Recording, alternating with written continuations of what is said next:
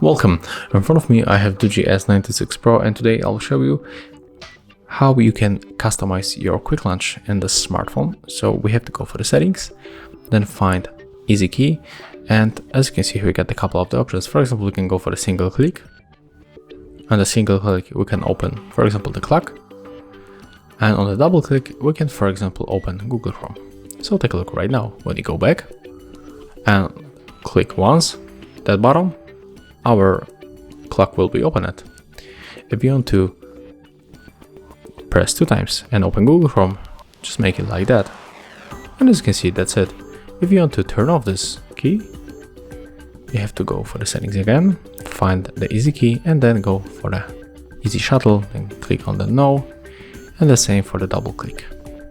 So as you can see, that's it.